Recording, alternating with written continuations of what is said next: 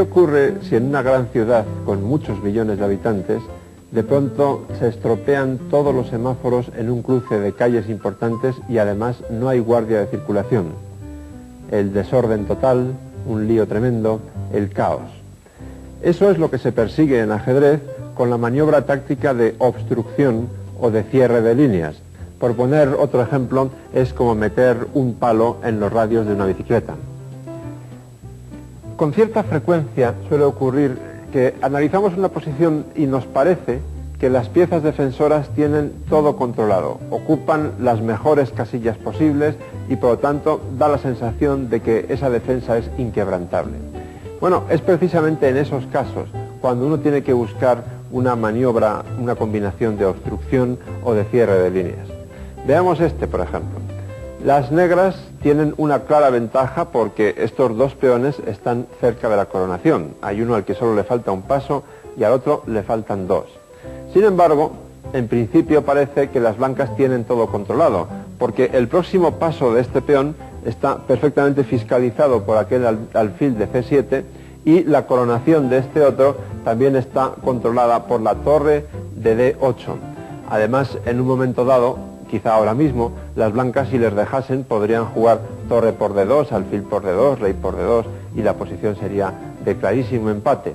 Bueno, como les he dicho, es precisamente en este tipo de posiciones donde hay que buscar la obstrucción, el caos, el atasco en el semáforo. Y eso se consigue con una jugada tan simple como elegante. Alfil D6. Hay que hacer algo porque ahora se amenaza avanzar cualquiera de los dos peones, sobre todo este, claro, que corona. Entonces, el problema está en que si las blancas capturan ese alfil con el suyo, la torre deja de evitar la coronación, como hacía antes. Y si torre por D6,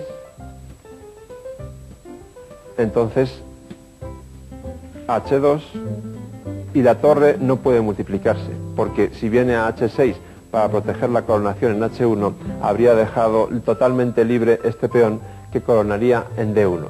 Por lo tanto, busquen siempre en este tipo de posiciones posibles obstrucciones o cierres de líneas.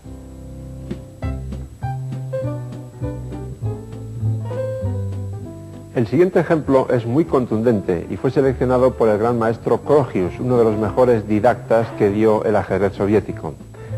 En esta posición, las blancas tendrían un ataque tremendo, mortal, posiblemente, si esta dama no estuviera defendiendo el peón de G6, porque entonces, como este peón de F7 está clavado por el alfil y es el único que defiende al de G6, insisto, si la dama no estuviera aquí, entonces dama por G6 llevaría a un ataque tremendo, típico además en este tipo de posiciones, con jaques de la dama en las columnas H y G, y al final se gana prácticamente todo lo que hay alrededor del rey, que no puede defenderse solo.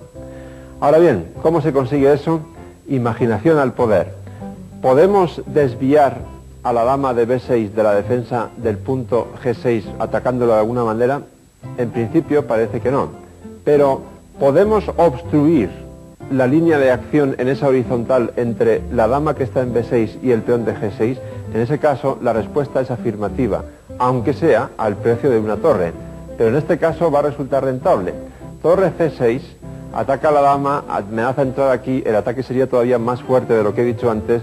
Evidentemente, solo hay una respuesta lógica, que es B por C6.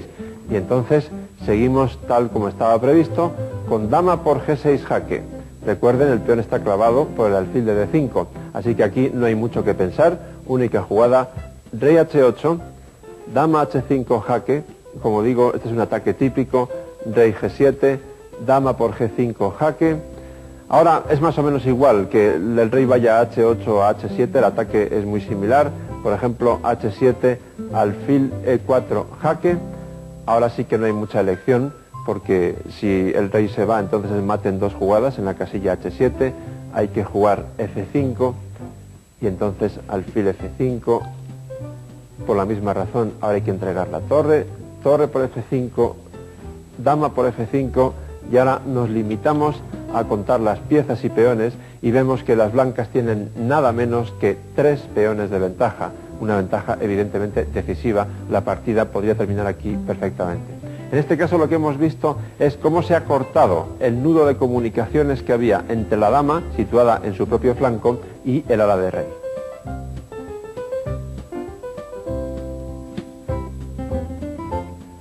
Como último ejemplo de este tema de la obstrucción, he seleccionado una posición que me gusta mucho precisamente porque es muy simple, por su sencillez. Ahí es donde le veo la belleza.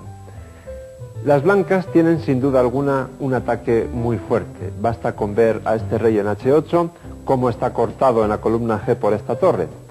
Y además también podemos ver cómo esta torre podría completar su acción con un jaque de la dama en esta gran diagonal negra o bien en la octava fila. Pero ahí empiezan los problemas.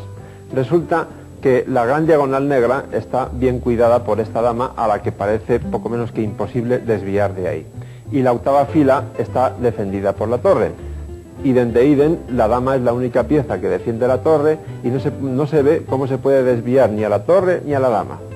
Pero de pronto uno empieza a escudriñar en aquellas casillas en las que la acción de la dama y la torre coinciden, a ver si se puede causar algún cortocircuito, y se encuentra con la solución que, como digo, es una sola jugada, pero de tremenda belleza. Torre D5. Esa torre se puede comer con 3 piezas distintas, pero todas pierden.